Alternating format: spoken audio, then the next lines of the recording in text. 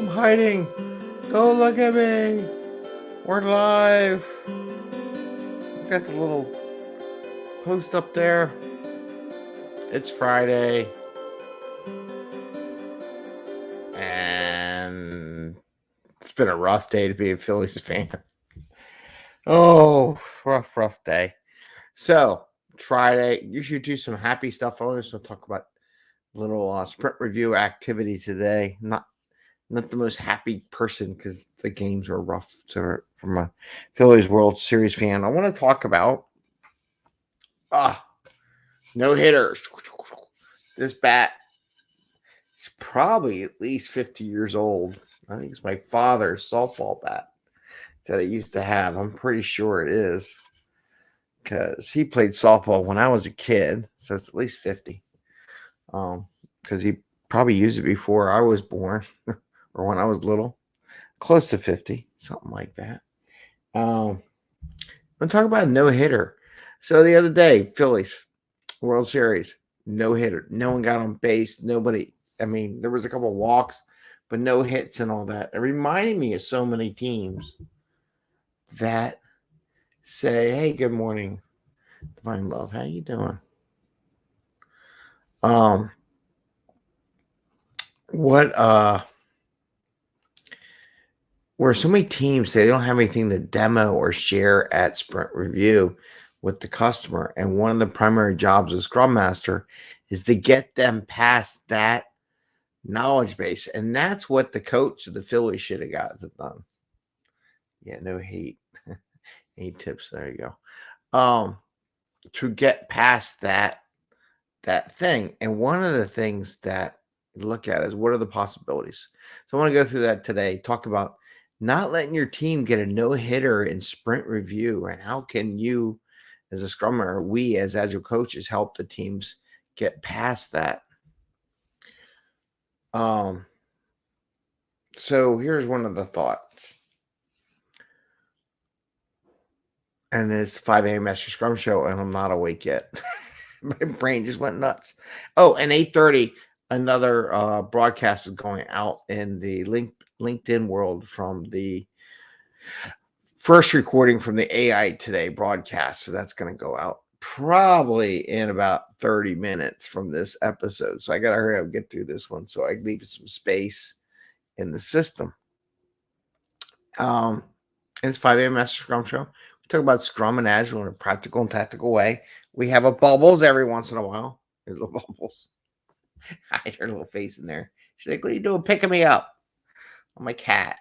Anyway, so how do we bring value to the customer in a way that we don't work crazy hours, enjoy what we do, and have fun along the way? Well, part of that is the demo. It's no fun to get a no hitter. I'm sorry. It's no fun for the fans, no fun for the team. So how do you get there, right? How do you get there where, you're up at the plate, you take a swing, you make a shot. Let's say you don't get anything, but you learn stuff along the way. There we go. Does that start during sprint planning? A good question. I find planning is how you are going to show progress with this story. Andy, good point. And that is a point. One of the parts of sprint planning is that there's so many avenues. You can do your sprint goal, something you want to present at the end. Now, there are times when they feel like, especially new teams, we have nothing to share, especially when you just formulate a new team, when they're trying to figure out the path of solution and what the requirements are and stories and sprint planning and all that. But there's avenues to show something, whether they learn something. So let's say they try something. And this is something I talked to with my son when he's up at bat playing baseball. It's okay to get a walk. That's fine. And it's a good thing. Get on base. It's part of it. But also sometimes you have to take a swing and learn from that activity.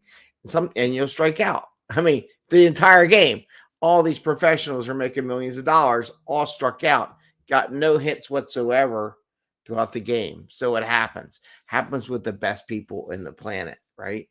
So you have to expect that. But what do you learn from that? Every time you get up to bat, what are you learning? And those are opportunities where I go to my teams and say, okay, let's say you didn't deliver and it didn't get in production or to a point where it could get production where you want. Fine.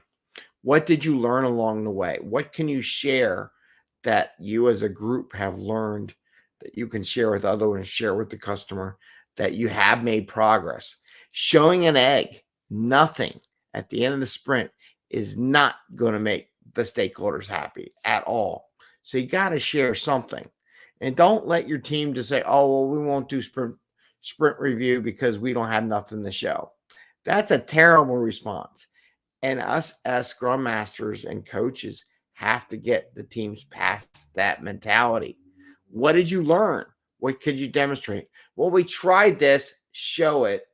It failed. Here's what we learned from that activity. That is something you can share. People like to hear that you worked on it and tried something to get there. What they don't like, and this is where the Phillies no-hitter is, that you got nothing to show for it. Not a hit, not a person on base. There was a couple walks, but that's not yours. That's because the pitcher didn't quite make it. But nothing there.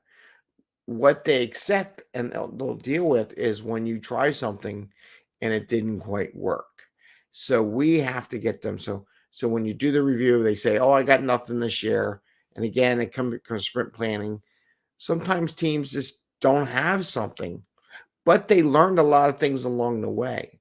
So we got to get them to share what you learned, share with the stakeholders what you learned to try to deliver the product that they're going to get and how you're going to take that learning and grow it into a better product in the next sprint. And we need to do that. You do not want to come away with, oh, we're not going to do a demo or a review today to share with the customer. Get that little bit of feedback loop from the customer because you don't think you have anything to share.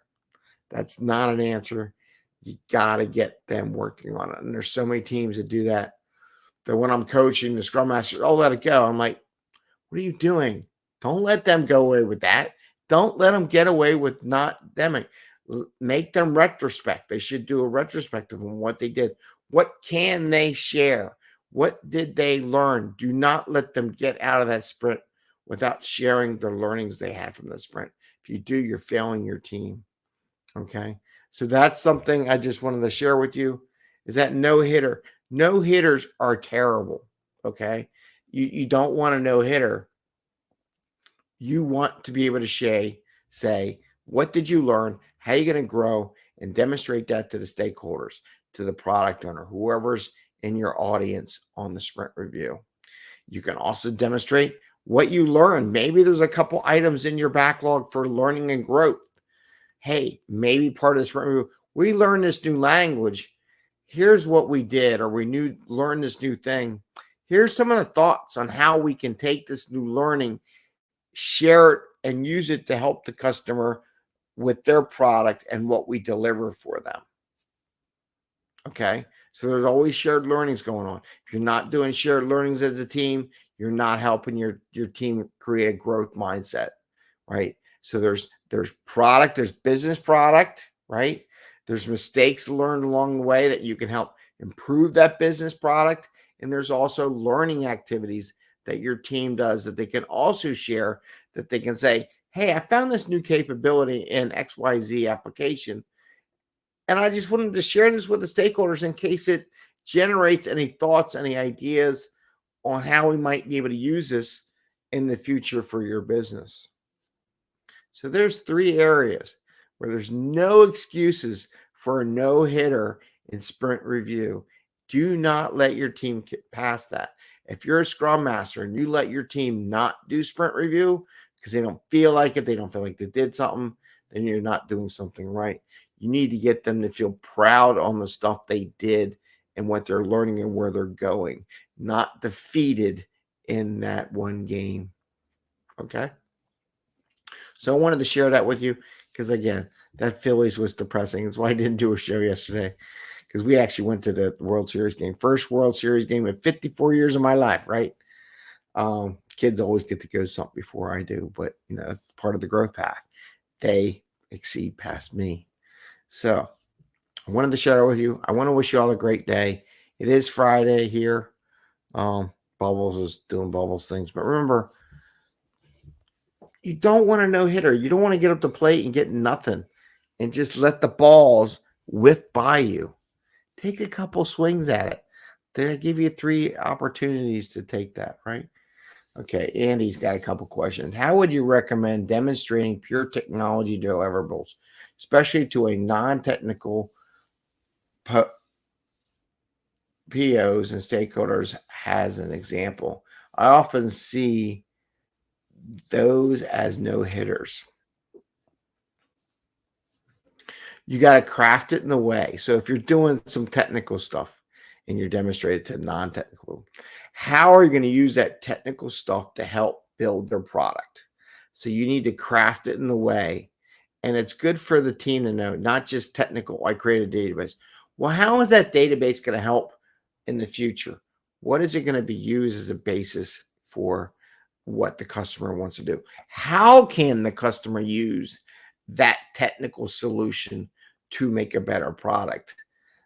You have to convey that, and they have to convey in a business term what they can use it for also.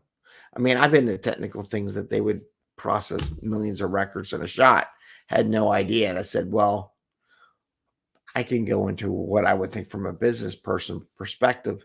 It was very highly technical. I would ask a question. Now, how do you envision? Now, this is where the product owner flips it, right? As a product owner, stakeholders, I would challenge a team. So, how do you propose to use that new technology to improve the product line, to improve my business, improve my sales? Well, how are we going to use that? And I would flip it on the team and challenge them to share with me how this is going to be better in the future. And they need to share that with their customer, because a non-technical PO will understand that, right? They might not understand the code language, right? That's a code review, design review thing, but they will understand how it's going to be used. So that challenges and flips it onto the dev team to say, how is this going to help me? Can you please explain that to me?